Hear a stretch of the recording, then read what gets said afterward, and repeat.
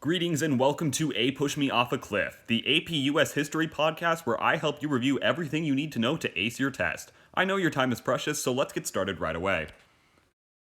So how this is going to work is I'm going to break the period down into a couple of main ideas and then break down each of those even further to help keep this simple. So the three main ideas we're going to focus on for period 4 are 1. Andrew Jackson, 2. The market revolution, and 3. Other movements in politics. We'll start with Andrew Jackson, who is the most important person to know about in this particular period of APUS history. Let's take a look at his backstory. He was born poor on the frontier with nothing to his name whatsoever. He eventually got rich, though, through selling real estate and being a lawyer, and his success in the War of 1812, specifically the Battle of New Orleans, made him a very popular candidate in the upcoming election. It was also apparent through this event that he was a war hawk who wanted to go to war with entities like Great Britain. He ran his campaign on fighting for the common man through things like education, voting rights, and an agrarian society, because he was at one point that common man. This made him very popular in the eyes of the people and easily won him the election. Next, let's look at the political parties of his time. So there were two main political parties at the time, and that was the Democrats, which were headed by Jackson himself. They were pro-state and wanted a strict interpretation of the Constitution. So very much like the Democratic Republicans that we learned about earlier. And then there were the Whigs, who were headed by Henry Clay. They were pro-federal government and wanted a loose interpretation of the Constitution, and these two go head-to-head quite a lot in this period. Next, let's take a look at some of his policies. There is the fact that he favored tariffs, and he wanted those in place. We run into the nullification crisis with that, which ended up resulting in the South Carolina process. This was headed by John C. Calhoun. He wanted to nullify the federal law to pay the tariff tax and believed that the states had the power to override this. However, Jackson decided that this was not okay and threatens to actually send in the army, in which case they end up with a compromise. He also supported the spoils system, which was essentially he gave positions of power to the people that supported him, the people that were on his side, rather than necessarily the most qualified candidates. He also implemented universal white male suffrage. No suffrage for women, no suffrage for black men, just white men specifically. And it didn't matter what class you were from, as long as you were white and male, you would be able to vote under Jackson. He also had a lot of vetoes, which made him seem really tyrannical. He vetoed the Second National Bank, he vetoed the Mayville Road, which was literally for the sole purpose of being mean to Henry Clay. There wasn't really any political reason for that whatsoever, other than hurting his opponents. And this made him look like a monarch to the people. There is actually a certain political cartoon which portrays him as a king, because people saw him as being tyrannical for using his veto power so often. Alright, lastly, let's take a look at his treatment of Indians, and the most important thing to know about this is the Indian Removal Act of 1830. This was what began moving Indians west of the Mississippi and led them on what was known as the Trail of Tears, where they were forced off their land to land west of the Mississippi, which was really terrible land and not great for them to live on at all. Some Indian tribes went willingly, and some were forced. But the point is, Andrew Jackson was the one who created the Indian Removal Act of 1830, got it through Congress, and this is what caused the Trail of Tears and forced Indians west of the Mississippi so settlers could have the land they wanted. The next big idea in period 4 is the market revolution, and there are 3 key concepts underneath this one: technology, immigration, and the Lowell mill system. Starting with technology, some very key inventions came about as a result of the market revolution. These include the cotton gin, interchangeable parts, the mechanical reaper, and then steamboats and improved infrastructure such as canals, roads, and turnpikes. The cotton gin is probably the most important out of these because it really boosted the use and value of slavery. Because it was able to make people produce cotton at even faster rates, cotton became a very profitable crop. And that meant that in order to grow it, you were going to need more slaves, and thus slavery became an even bigger institution in the South as a result of the cotton gin's invention. As for the steamboats, canals, roads, and turnpikes, these were very important in the market revolution because they meant more transportation. Goods could get around easier, people could get around easier. This was a crucial result in development of the market revolution. So the next key concept within the market revolution is immigration.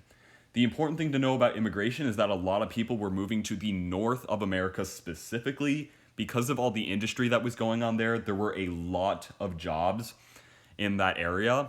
People would come from Europe. People would even come from the South of America to get those jobs in those factories because the price of living was a lot lower there. Land was really expensive in the South, so unless you had a lot of money, you couldn't really make a living in the South. So the North was looking very up for people. They thought it was a great place to be, and so a lot of people started immigrating towards the North.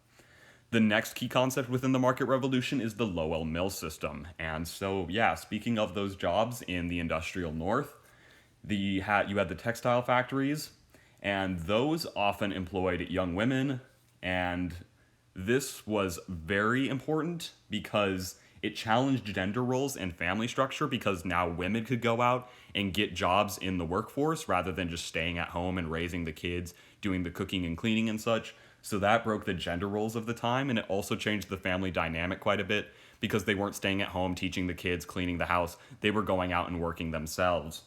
And the problem with that is they were also away from the home for long hours. There were not great conditions and there were not great hours. You could be working 10 hours a day as a part of this system, and that eventually led to strikes and unions against the Lowell mills. And that eventually impacted legislature regarding conditions and hours. So that was an important result of the Lowell mill system. All right, lastly, let's look at some other movements in politics. And the abolitionist movement was a very important movement. This was the anti-slavery movement, essentially. The North was against slavery. The South was in favor of it. The people in the North did not have a need for slavery because of the industrial system they had, but it was a way of life for the people in the South who mostly had an economy based on cotton plantations. People in the North, like William Lloyd Garrison, owned newspapers such as The Liberator, which published articles arguing against the establishment of slavery. But then you also had people like John C. Calhoun from the South who used positive good arguments to try and justify slavery, and these two go head to head throughout the entirety of Period 4. There was also the women's suffrage movement.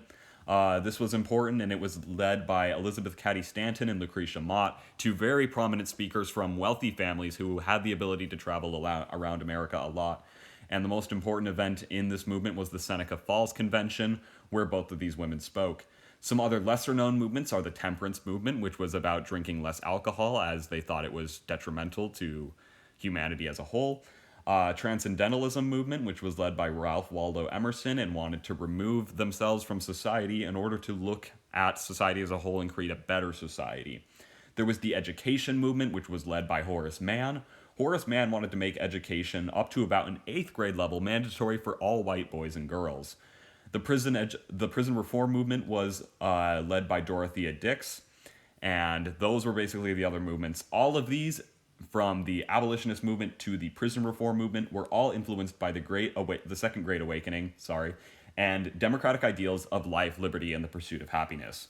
Some other politics that are important to keep in mind are the Marbury versus Madison case, decided by Court Justice John Marshall, which established judicial review. This said that the Supreme Court could decide that laws were constitutional or unconstitutional. The Monroe Doctrine was a very important thing as well. This was a warning from President James Monroe to Europe saying to stay out of the Americas, do not try to colonize us, do not try to get involved in our politics. We will see this as a direct threat to our democracy and our country if you try to do any of these things. And this created a sense of isolation in America as well as superiority. Another important thing to keep in mind is Henry Clay. He was important because of his American system, which tried to keep tariffs, establish a second national bank, and create more infrastructure, which would benefit the North more than the South in the sense of all of those things, really. But Andrew Jackson vetoed the second national bank. He also created the Missouri Compromise, which added Missouri as a slave state and Maine as a free state. This temporarily stalled tensions over slavery, which ties into the next key concept here, which is sectionalism. Sectionalism was very prominent in the fights over slavery, and Jefferson made a warning known as the Fireball in the Night warning, which said that our country would essentially be consumed by the fight over slavery, which ended up being the case, but that's later down the road. But yeah, there was a lot of fighting over slavery. These two parties, the Democrats and the Whigs, were very divided over a lot of things, including the annexation of Texas, which was all about the issue of slavery, really. Mexico controlled Texas, but they said slavery wasn't allowed. However, colonists from America were bringing their slaves over and refused to bow to Mexico's laws, so they decided they would simply annex into America. but this was a hot topic because it would throw off the balance in the Senate and also throw off a balance between slave and free states. So this was argued over a lot and became a key issue of conflict. Well, there you have it, ladies and gentlemen, the entirety of Period 4 in just 10 minutes. But just to help you further study for your test, I'm going to give you a condensed version in even less time, just to hammer hard on those key points and help you study even more. So without further ado, here is the condensed version. Andrew Jackson was the president. He was a poor boy from the frontier who rose to become a powerful and wealthy person and a war hero in the people's eyes who easily won the election. He divided America into the Democrat and the Whig Party and implemented several policies such as pet banks, favoring tariffs, the nullification crisis, the spoils system, universal white male suffrage, and vetoed so much that he was even seen as a tyrant in the eyes of the people. He also moved all Indians west of the Mississippi River. During this time, there was also the market revolution that brought about many influential developments like the cotton gin, the interchangeable parts, the mechanical reaper, steamboats, and improvements to canals, roads, and turnpikes, which were very important because the cotton gin brought back slavery from the brink, and transportation helped move around goods and people more easily. Immigration meant that a lot of people from Europe and the South were coming to the industrial North for jobs in the industry and the factories that were there. The Lowell Mill system hired lots of women, which challenged gender roles in the family structure, as well as creating long hours and harsh conditions that caused strikes and unions to happen, thus impacting legislature regarding conditions and hours.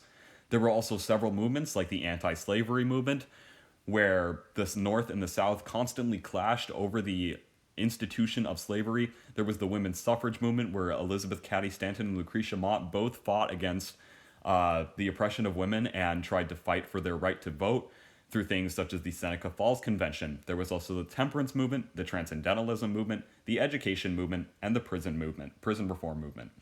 There were also some other politics which were very important. Marbury versus Madison was decided by Chief Justice John Marshall, which established judicial review, allowing the Supreme Court to decide which laws were constitutional and which ones weren't. The Monroe Doctrine warned Europe to stay out of any American affairs and to not colonize in the Americas at all. Henry Clay created the American system to keep tariffs, established a second national bank, and establish more infrastructure, and also orchestrated the Missouri Compromise to admit Missouri as a slave state and Maine as a free state. There was also sectionalism between the Democrats and the Whigs. They fought constantly over everything, and the fight against slavery was probably the most prominent of all of these. The annexation of Texas was fought over because of sectionalism and the issue of slavery, because all of the American people that lived in Texas, which was a part of Mexico, wanted to keep their slaves and thus tried to annex to the United States, but it became a hot topic all because it would upset the balance of slave and free states. There you have it, folks. That is the condensed version in about 2.5 minutes, I believe. And that is everything you need to know about Period 4. Good luck on your test and have a fantastic day. Thank you very much for watching, and if you enjoyed this video and found it helpful, please leave a like below, and if you think I got anything wrong, do comment and correct me on this so that I don't feed false information to students who are trying to ace their tests. Thank you very much, and once again, have a great day.